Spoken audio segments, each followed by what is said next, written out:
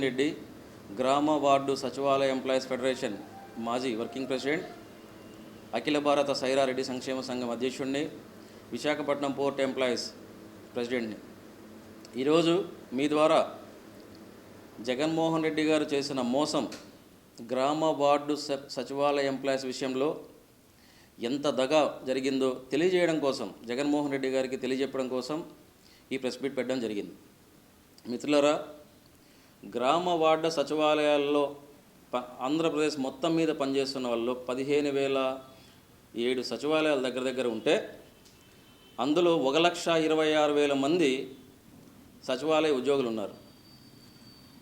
దాదాపు 2,50,000 మంది దగ్గర వాలంటీర్లు ఉన్నారు. వాలంటీర్ల విషయం కొద్దిసేపు పక్కకు పెట్టినట్టయితే, సచివాలయ వ్యవస్థలో పనిచేస్తున్నటువంటి సచివాలయ ఎంప్లాయీస్ ఎవరైతే ఉన్నారో వాళ్ళు ఒక్కొక్కరు క్వాలిఫికేషన్లు చూస్తే మనకు చాలా బాధాకరం. ఎంతో బాగా చదివి గొప్ప ఉద్యోగాలు వస్తున్నాయి అని చెప్పి గ్రూప్ 1 ఎగ్జామ్స్ రాసి దాంట్లో పాస్ అయ్యి సచివాలయ వ్యవస్థలో చేరారు.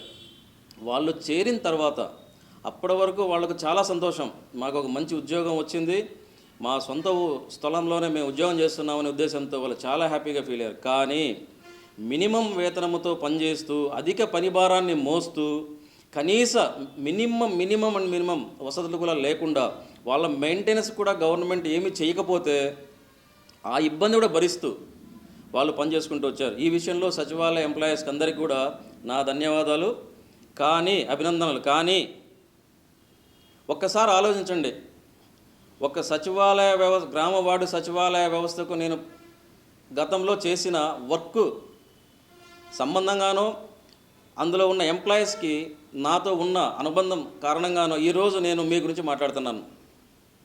సహోదర సహోదరులారా, మీరు పడే బాధ ఎంత ఉందో మీకే తెలుసు, మాకంటే ఎక్కువ. బయట నుంచి మీరు బాగోగులు చూడాలనే ఉద్దేశంతో ఆ రోజు వైసీపీ గవర్నమెంట్ అంటే జగన్మోహన్ రెడ్డి గారు తన పెట్ సంస్థ అయినటువంటి సచివాలయాన్ని క్రియేట్ చేసిన తర్వాత కొంతమంది పెద్దలకు ఈ మొత్తం ఎంప్లాయీస్ అందరినీ కూడా మీరు గూటిలో కట్టేయండి, మనం ఏం చెప్తే అది వినాలనే ఉద్దేశంతోనే గౌతమ్ రెడ్డి గారికి ఎంప్లాయీస్ ఫెడరేషన్ స్టార్ట్ చేయమని చెప్పారు. ఆ రోజు అదే గౌతమ్ రెడ్డి గారు 2020 జనవరిలో అనుకుంటాను నేను, అదే గౌతమ్ రెడ్డి గారు డాబా గార్డెన్లో విశాఖపట్నంలో మీటింగ్ పెట్టి నాకు సపోర్టివ్గా, నన్ను వర్కింగ్ ప్రెసిడెంట్ చేస్తూ నాకు సపోర్టివ్గా కేకే రాజు గారిని ఇచ్చారు గౌరవాధ్యక్షుడి కింద. తర్వాత విజయవాడ ప్రెస్ క్లబ్లో మీటింగ్ పెట్టినప్పుడు, రాష్ట్ర కమిటీ మీటింగ్ పెట్టినప్పుడు నేను మాట్లాడడం జరిగింది. మీ గురించి చాలా గొప్పగా మీరు చేసిన వర్క్ని చాలా గొప్పగా మీకు అభినందనలు తెలిపాం, అందరూ రాష్ట్ర కమిటీ సభ్యులతో సహా. కానీ మీరు చేసిన దానికంటే మీరు భరించిందే ఎక్కువని ఈరోజు నేను ఫీల్ అవుతున్నాను. అందుకే ఈరోజు ఈ మీడియా పరంగా మేము ముందుకు వచ్చాను. ఇందులో ఎటువంటి దురుద్దేశం లేదు, ఎవరిని దూషించాల్సిన పని లేదు. మీ విషయాల్ని మీరు గమనించారో లేదో జస్ట్ మిమ్మల్ని తెలియజేయడం కోసం, మీకు తెలియజేయడం కోసం నేను ఈరోజు ఇనిషియేటివ్ తీసుకున్నాను. మిత్రులారా, 1,26,000 మంది మీరుంటే మీ ఒక్కొక్కరి ఇంట్లో దాదాపు 4 ఓట్లు 5 ఓట్లు ఉన్నాయి. ఈ గవర్నమెంట్ చేస్తున్న ఒకే ఒక్క దురుద్దేశం ఏంటంటే, ఈ 4 ఓట్లని మిమ్మల్ని బెదిరించో ప్రలోభాలకు గురి చేసో మీ దగ్గర వేయించుకుంటే వీళ్ళ విజయానికి అడ్డుండదనేది వీళ్ళ ఆలోచన. ఇది మీకు కూడా తెలిసే ఉంటుంది, కానీ నేను తెలియజెప్పాలనుకుంటున్నాను, మరొకసారి గుర్తు చేయాలనుకున్నాను. ఇందులో చాలామంది నాకు ఫోన్లు చేసి బాధపడినప్పుడు, ఇదేంట్రా బాబు మీరు ఇలా ఉన్నారేంటి, అడగచ్చు కదా అంటే, మీరే అడిగారు కదన్నా ఒకప్పుడు, మాకు 2 సంవత్సరాలు పర్మనెంట్ చేయకుండా ప్రొబేషన్ పీరియడ్లో పెట్టినప్పుడు కూడా మేమేం మాట్లాడలేకపోయాం, తర్వాత ఈ పర్మనెంట్ చేయమని చెప్పి స్ట్రైక్ చేద్దాం అనుకున్నప్పుడు మీరే అందరూ వద్దన్నారు. అలా అంటే 2 సంవత్సరాల 9 నెలలకి వీళ్ళని పర్మనెంట్ చేశారు, సర్వీస్లోకి తీసుకున్నారు. 2 సంవత్సరాల 9 నెలలు అంటే దాదాపు ప్రొబేషనరీ 2 సంవత్సరాలు పోతే 9 నెలలు వేస్ట్ వీళ్ళ సర్వీస్. అంటే ఈ రోజు వరకు ఆ 9 నెలలకు సంబంధించి ఏ ఎంప్లాయీకి కూడా కానీ 1 రూపాయి ఎక్స్ట్రా ఇచ్చారా, ఆ నష్టపరిహారం ఏదన్నా చెల్లించారా, వాళ్ళకి రావాల్సిన అరియర్స్ అన్నీ ఏమైనా ఇచ్చారా? ఏదీ లేదు, నాకు తెలిసి అయితే ఏదీ లేదు. రెండోది, ఇదే అనకాపల్లిలో ప్రెషర్ తట్టుకోలేక వీళ్ళు పెడుతున్న పై ఆఫీసర్లు పెడుతున్న పని ఒత్తిడి తట్టుకోలేక ఒక సచివాలయ ఉద్యోగి ఆత్మహత్య చేసుకొని చనిపోతే ఈ రోజు వరకు గవర్నమెంట్ కానీ ముఖ్యమంత్రి గారు కానీ లేదా చుట్టూ మేమంతా లీడర్లు అని చెప్పుకుంటున్న ఎవరే కానీ తనకు కనీసం ఏమైనా చేశారా, ఆ కుటుంబానికి ఏమైనా చేశారా, లేదా ఆ కుటుంబంలో ఏమైనా ఉద్యోగం ఇచ్చారా చెప్పమని చెప్పని అడుగుతున్నాను. ఇవన్నీ పోతే ఇప్పటి వరకు నోషనల్ ఇంక్రిమెంట్స్ ఏమైనా ఇచ్చారా? లేదు. శాలరీస్ ఏమైనా ఇంక్రిమెంట్లు ఇచ్చి వాళ్ళకి ఏమైనా సదుపాయాలు చూసారా? లేదు. ఎన్ని మీరు ఇచ్చిన సిస్టమ్స్లో ఎన్ని సచివాలయాల్లో సిస్టమ్స్ పాడైపోయి మెయింటెనెన్స్ కూడా డబ్బులు లేక వాళ్ళు చేసుకోలేక వాళ్ళు మీరు చెప్పిన పనికి భారాన్ని మోస్తూ వాళ్ళు ఎంత ప్రెషర్ పడుతున్నారో మీకు తెలుసా? అన్న మీకు తెలుసా? మీరేమో నీ సచివాలయం పెట్టేసినా ఉద్యోగులు ఇచ్చేసినా చెప్పుకుంటున్నారే, ఇవాళ వాళ్ళ ద్వారా ఓట్లు గెలిపొంది మళ్ళీ ఇంకోసారి సీఎం అయిపోవాలనుకుంటున్నారే. ఇది మీకు న్యాయమా? నేను దేనికోసం అని చెప్పి మనం 101 నుంచి శాలరీస్ ఇస్తే బాగుంటుంది, వాళ్ళకు రేపు ఉద్యోగ భద్రత ఉంటుంది, వాళ్ళకు గౌరవం ఉంటుంది, ఇంత చదువుకొని వచ్చారు కదా అని చెప్పి నేను ఒక పెద్దలతో మాట్లాడినప్పుడు నేను మాట్లాడిందే తడువుగా, నేను అది అడిగిందే తప్పుగా భావించి నన్ను అన్ని విషయాలకు ఈవెన్ సచివాలయ వ్యవస్థకు పార్టీలు కూడా దూరంగా పెట్టారే. ఇది ఏమన్నా న్యాయమా? మిమ్మల్ని నేనేమన్నా మీ సొమ్ము ఏమన్నా ఇమ్మన్నానా వాళ్ళకి? లేదు నా సొమ్ము ఇస్తానని చెప్పాను. ప్రజల సొమ్మే కదా, ప్రజల కోసమే కదా వాళ్ళు పనిచేస్తున్నారు. మీ డబ్బులు ఏమి ఇవ్వట్లేదు కదా, ప్రజల డబ్బులే కదా ఇంత చేస్తున్నారు. ఇవాళ అది ఇవ్వాల్సిందే కదా, ఎందుకు ఇవ్వలేదు? అడిగిందని నన్ను పక్కకు పెట్టారు. పోనీ అది కూడా మంచిదే, తప్పేం లేదు.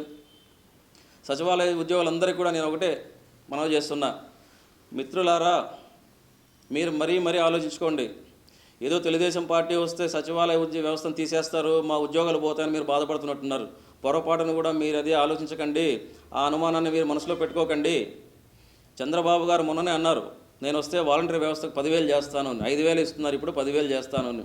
దయచేసి సంపద సృష్టించి ₹1 ఖర్చు పెట్టడంలో తప్పు లేదు, మీకు ఇస్తానడంలో ఎటువంటి డౌట్ లేదు, మీకు ఖచ్చితంగా ఇస్తారు వాళ్ళు. కూటమి ప్రభుత్వానికి మీరు సపోర్ట్ చేయండి. ఇన్ని రోజులు మీరు పడిన బాధలు చాలు. మీరు ఒకసారి ఇంటికి పోయి ఆలోచించండి. ఈ వీడియో మీ దాకా చేరినట్లయితే ఖచ్చితంగా మీరు ఇది విని ఆలోచించండి. నేను నా కోసం కాదు, మీకోసము, రాష్ట్ర భవిష్యత్తు కోసం మరీ ముఖ్యంగా మాట్లాడుతున్నా.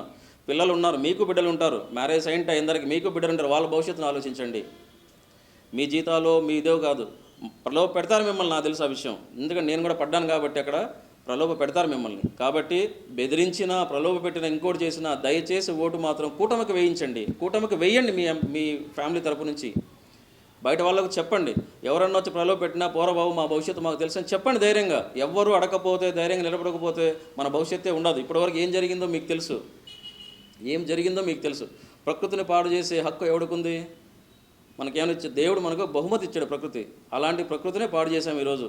దానికి మీరే బాధ్యులు, మీరు కూడా సాక్షులే, అందులో మీరు కూడా సాక్షులే. మీ పాపం కూడా ఉంది, ఈ పాపాన్ని కడిగేసుకోండి.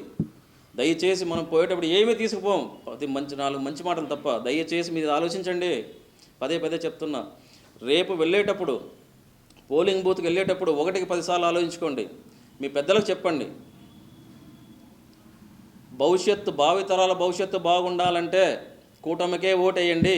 బీజేపీ, టీడీపీ, జనసేన కలిసి నిలబడ్డ కూటమికే ఓటేయండి, రాష్ట్ర భవిష్యత్తును కాపాడుకోండి అని పెద్దలు కూడా మీరు చెప్పండి. అలాగే ఇంతవరకు మీకు నమ్మించి చేసిందే ఏది కూడా నమ్మకంతో మీకు చేసింది ఏమి లేదు, అంత నమ్మకం, జస్ట్ భ్రమలో బతికేసాం మనం. దయచేసి నిన్నటికి నిన్న జరిగిన 2 రోజుల క్రితం జరిగిన పోస్టల్ బ్యాలెట్లో కూడా నాకున్న సంబంధాల ద్వారా నాకు తెలిసిన విషయం, దాదాపు 90% పైన ఎంప్లాయీస్ అందరూ కూడా పోస్టల్ బ్యాలెట్ ఉపయోగించుకుంటే అందులో 82% అబోవ్ కూటమికే ఓట్లు వేశారనేది నాకు వచ్చిన ఇన్ఫర్మేషన్. సో ఇదే ఆలోచనతోటి, ఇదే ఇన్స్పిరేషన్ తోటి దయచేసి మీరు కూడా ఇనిషియేట్ అయ్యి మీరు కూడా రెస్పాన్సిబిలిటీ తీసుకొని కూటమినే గెలిపించండి, కూటమికే ఓట్లు వేయించండి. ఇందులో దాదాపు విశాఖ జిల్లా, మరీ ముఖ్యంగా విశాఖ జిల్లాకు సంబంధించిన 7 నియోజకవర్గాలు, ఈ కంప్లీట్ పార్లమెంట్లో 4054 దగ్గర పోలింగ్ బూత్లు ఉన్నాయి. ఇందులో మన సచివాలయం నుంచి బిఎల్ఓ కానీ ఓపీఓలుగా కానీ వెళ్తారు. పీఓగా వెళ్ళే వాళ్ళు ఎట్లాగో టీచర్స్, వాళ్ళ దగ్గర నుంచి మనకు ఎట్లాగో సపోర్ట్ ఉంది. ఆ విషయం నిన్న పోస్టల్ బ్యాలెట్లో తెలిసిపోయింది. సో మీరిద్దరు ఉంటారు, ఏఎన్ఎంలు ఉంటారు, మహిళా కానిస్టేబుల్ ఉంటారు. సో మీరందరూ కూడా ఆలోచించండి 1-2 సార్లు. దయచేసి పిల్లల భవిష్యత్తుని దృష్టిలో పెట్టుకోండి. నేను చెప్తున్నాను, మీకు సచివాలయం ఎంప్లాయీస్ ఎటువంటి ఇబ్బంది రాదు. చంద్రబాబు గారి హయాంలో కూటమి ప్రభుత్వం రూలింగ్లో ఖచ్చితంగా మీకు మంచిగా జరుగుతుంది, మీరు బాగుపడతారు. ఇంతవరకు అయితే నేను హామీ ఇవ్వగలుగుతా. నేను పెద్దవాళ్ళతో మాట్లాడినప్పుడు వాళ్ళు చెప్పిన విషయాలు కాబట్టి నేను డైరెక్ట్గా మీకు ఈరోజు మీడియా ద్వారా మీకు చెప్తున్నా. అందరినీ నేను కలవలేను కాబట్టి ఈ మీడియా ద్వారా మీ ఇన్ఫర్మేషన్ మీకు పంపిస్తున్నాను. దయచేసి కూటమికి సపోర్ట్ చేయండి.